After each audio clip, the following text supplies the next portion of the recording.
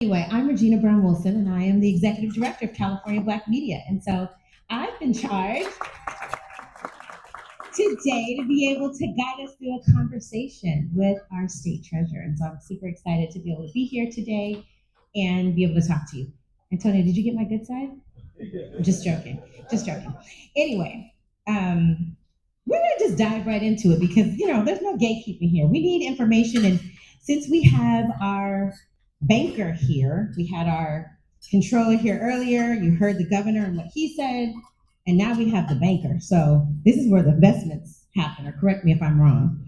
But Treasurer Ma, thank you for joining us. What does it mean to you to participate in this summit focused on economic future of Black businesses in California?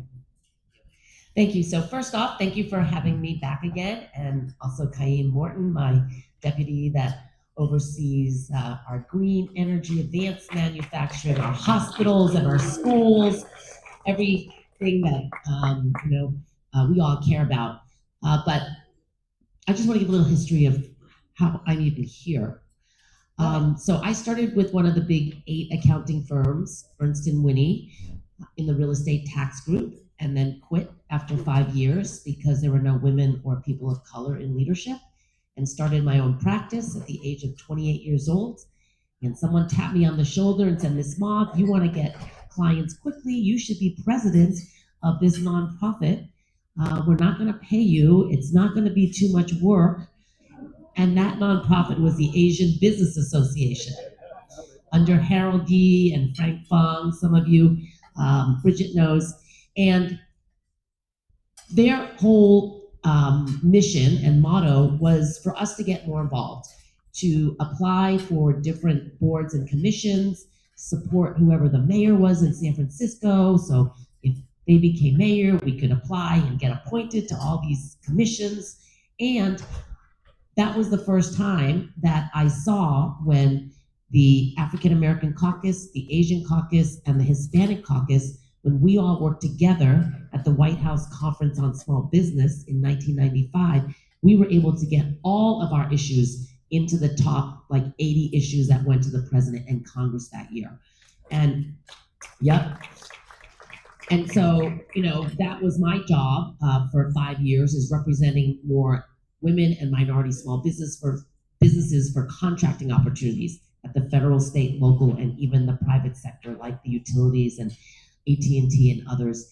And so when I got elected to the San Francisco Board of Supervisors, Prop 209 had passed, and I took it upon myself, 18-month process to redo all of our MWBE laws in San Francisco. And again, working with those chambers, those coalitions, we revised all of our rules and our regulations and our laws so that it would work for all of us.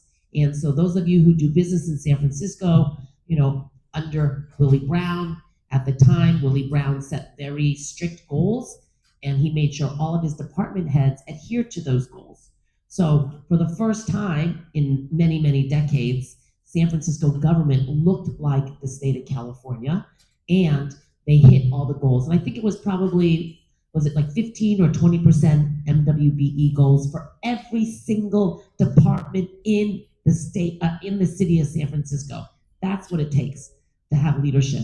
And then the next governor didn't have those same strict goals. And so, just depends on who is leading the charge. But that's how I got here. So are you saying that that's what we need to have happen now? We need to make sure that when we're interviewing candidates for office, we need to make sure that they're saying, have you talked to Willie Brown? Do you know how he made sure that contracting opportunities set goals? Are we able to still set goals, or does Prop 209, I know people use that as an excuse.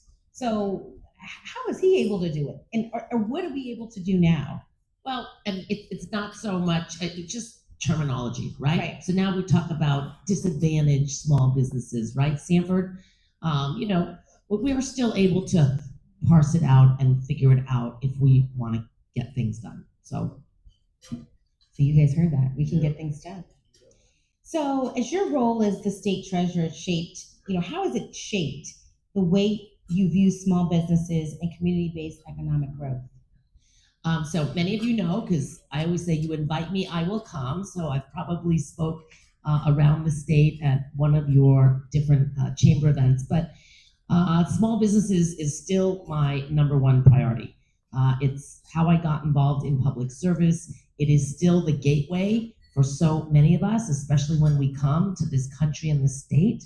We may be certified and licensed in our home country, but when we get here, we open up a small business. And it is very, very complicated. It is difficult. Sometimes language is an issue, obviously all the rules and regulations. And so that is still my priority. And there's a resource guide that many of you have on your table. We update it. That's the latest and the greatest. And we also created a resource guide for manufacturing, tech, and my most recent one, higher education resources, so our next generation doesn't have to go into high student loan debt. So financial literacy, teaching the next generation, plus we have 4 savings programs at the Treasurer's office, and we're always pushing saving, because you just never know, what tomorrow's gonna bring. And so I know that we heard this morning that our controller said that that we're in the top 5. Our economy. We're 4th, right? But are we in a sliding scale? I guess that was just a safe way to say. I was going to use that as an edit to this. But how do small businesses fit into that success story? Because we hear it; it's a big number, and I think we have heard some success stories. I've actually experienced success. But how do we make sure that more are a part of that? Yeah.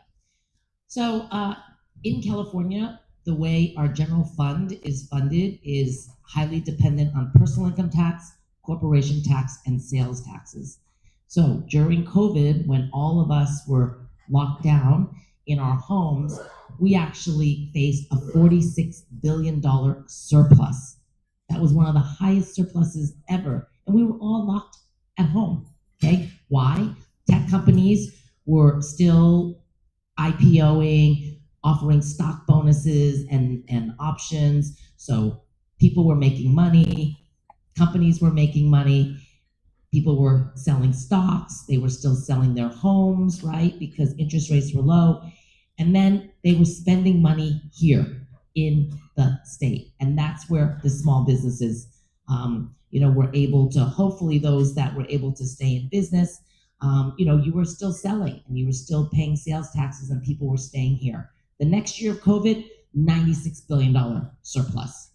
So when we talk about what is happening now, if you go back to that model where we are supporting each other, staying here, right, buying things, patronizing our small business mom and pop retailers especially, we can get back to that level where we are creating surpluses as we are, getting attacked, from Washington, D.C. Well, it sounds like to me you're saying we need to go into another lockdown. I know nobody wants to do that. You don't want to do it. I get it. Just stay here. Don't go on vacation out of the state or country. I mean, I think about it. I think about the time where I got to just wear pajamas and then I would get laid up at the top and you didn't know. It was that was a fun time. For some. But what concerns you then most right now for small business, our small business economy? So a lot of small businesses, access to capital, right? There's so many more micro entrepreneurs that started after COVID because, people were home, they were getting laid off, and people said, well, I'm going to do something that I enjoy. And all of a sudden people are like, oh, I didn't know I loved to bake this much, or that I could sew, or that I could create.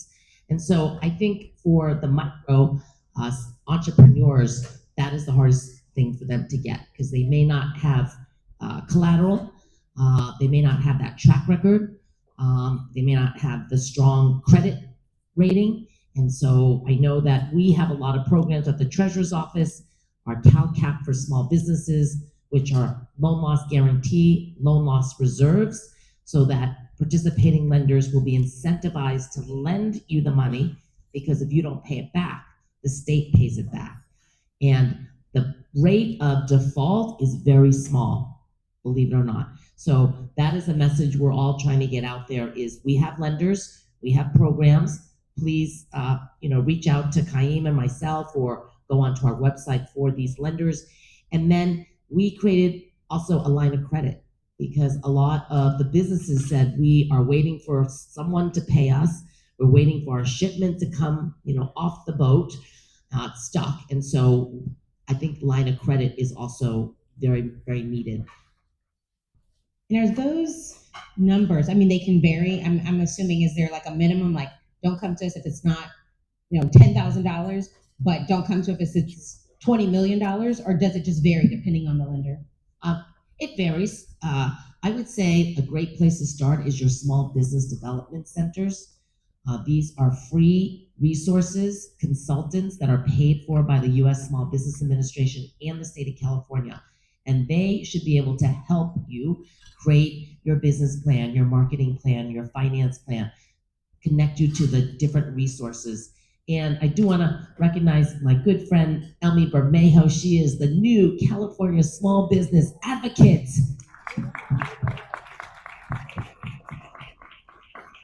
Elmi and I sat next to each other working in John Burton's office. When I was 28, I started my own practice. And then when I was 29 years old, I got a part-time job working for John Burton, and Elmi and I and Johnny Carter. Some of you may remember Johnny Carter.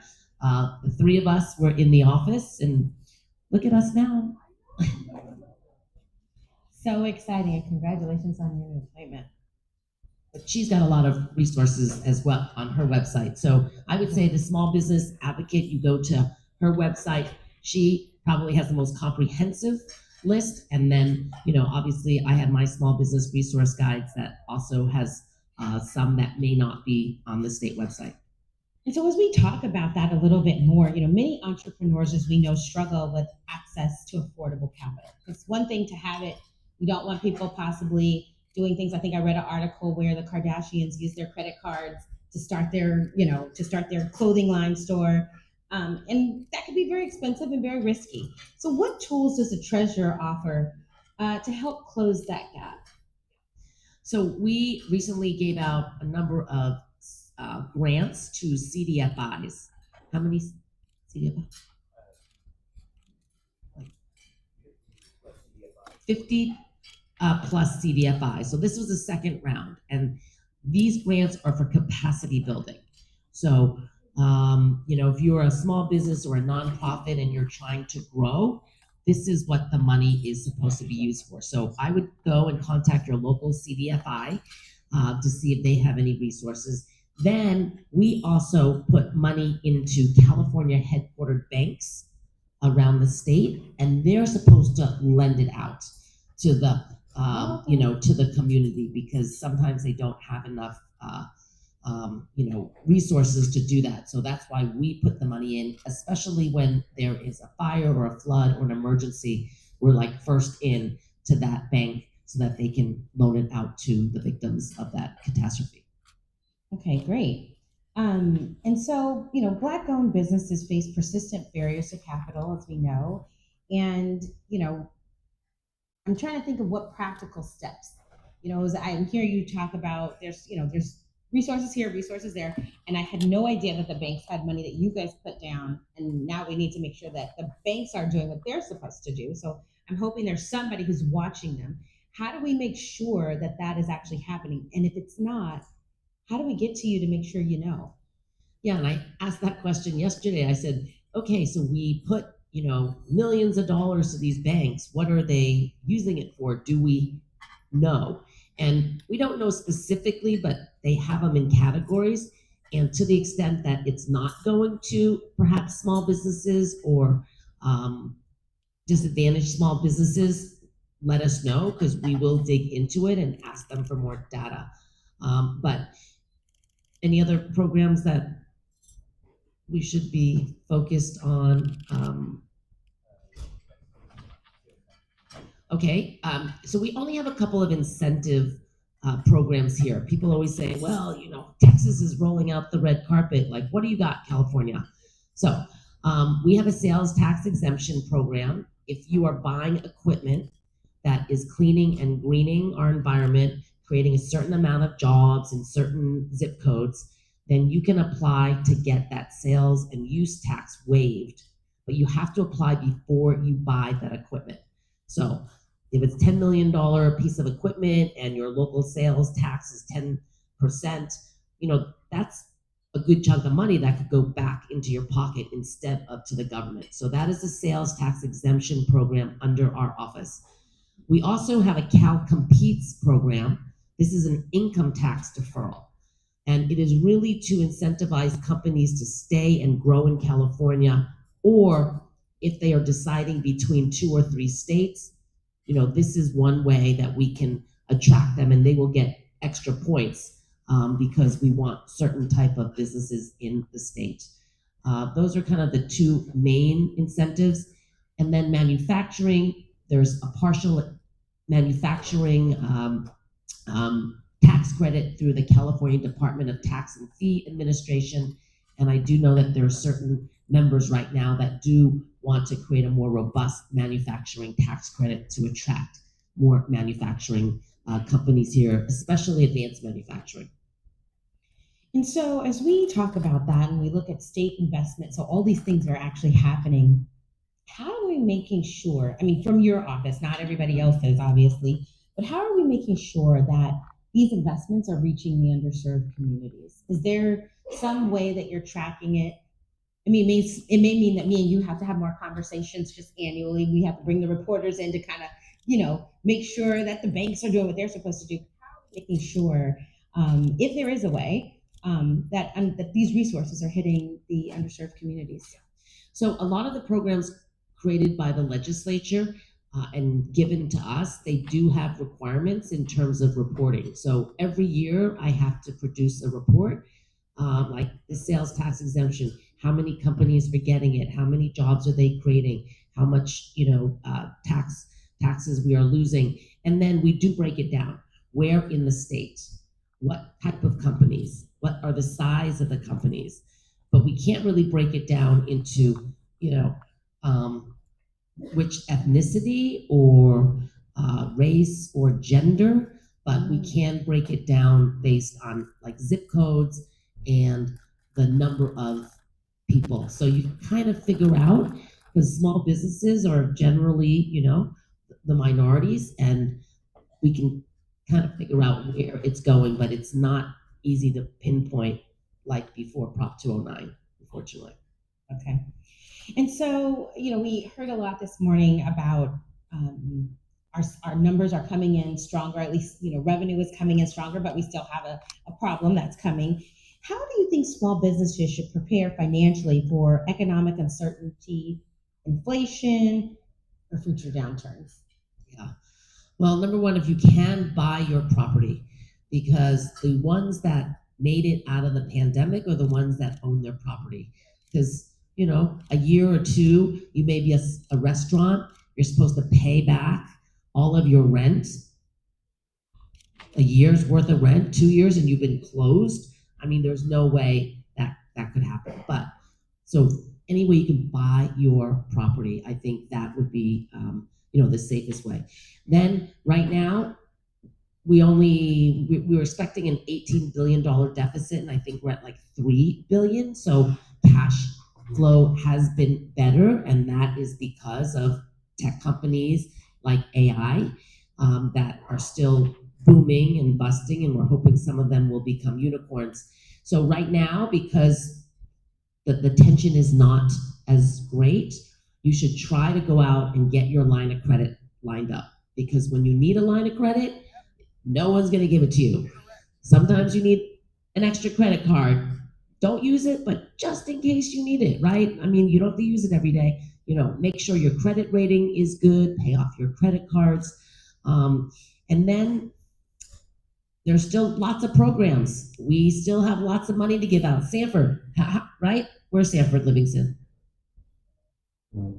Sanford, right? Don't we have more money to give out? You have more capacity?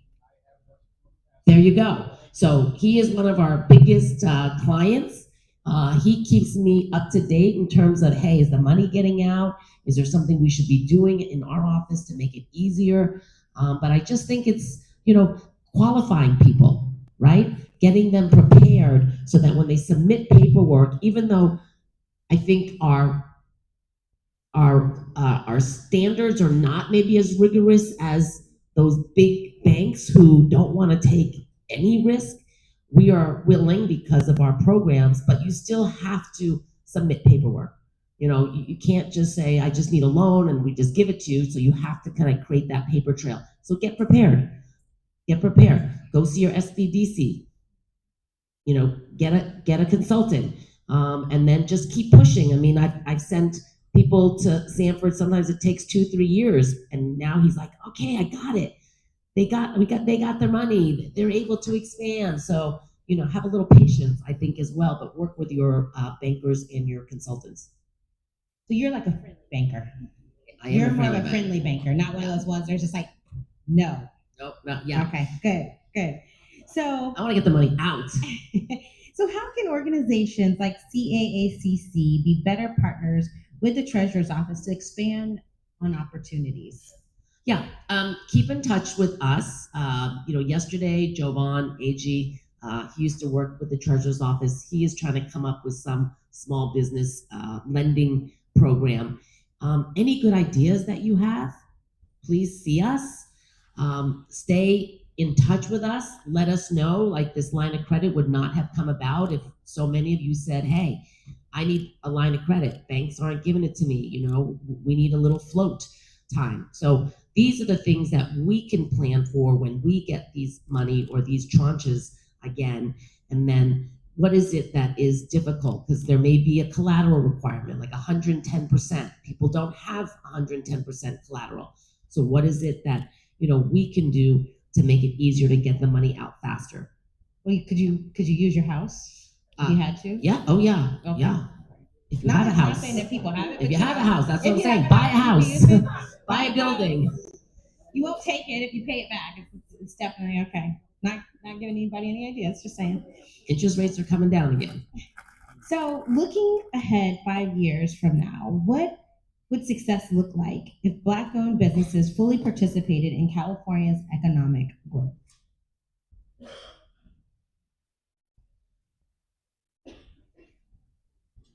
I think we would have more. I don't think there's enough Black-owned businesses here in California. We have so many big events happening, the soccer, the football, Olympics. Those are opportunities. But again, you have to get through the bureaucracies of those cities, those counties, those agencies that are awarding the money. So you just got to be in their ear. You got to be like, hey, how about us? We can do this. You have to sign up with those agencies as a certified small business. And then you just have to keep, pounding people. Unfortunately, or fortunately, the squeaky wheel does get the grease in politics. The more people scream up here, the more the lobbyists are in offices. That's where the money is going. That's where the laws are going. That's who's, where the state is going. And as small business owners, I know all of us are busy every day, just worried about keeping the doors open. But you need organizations like, the Chamber and the California African American Action Fund to be up here to create those relationships and to be in people's ears and to see, this is more people than last year, to see that you're spending time here because you do care. And while you're here, go visit someone over there and say, I'm here, I care. And then they start thinking, okay, I need to pay attention to this group, right? But if you're never there and we're trying to defund a program and nobody starts screaming about it, well, then the money gets defunded.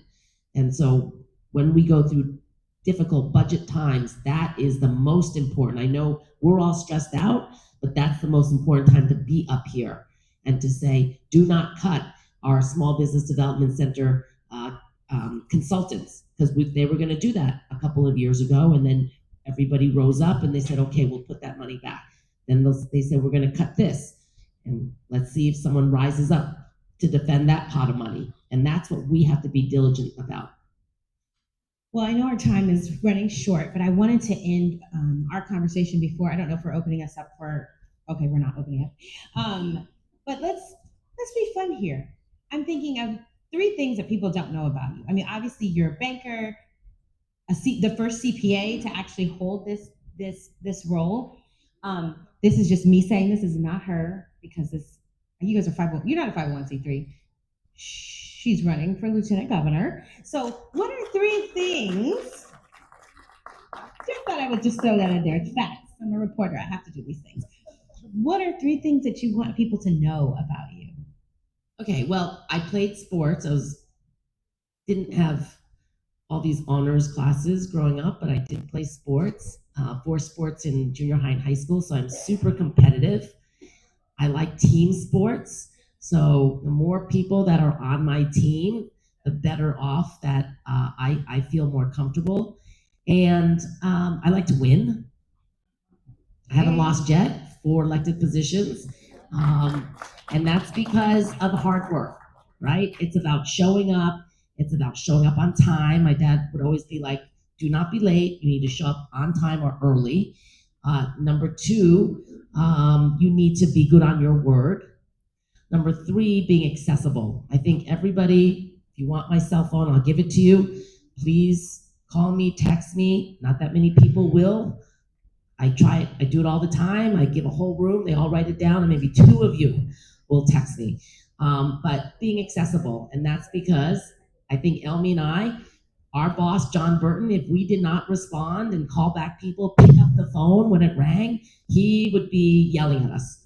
So we still were brought up by the right mentor that we are here to serve, and we want to be accessible, and we want to do what we can to make your lives easier, because you all pay our salary, right?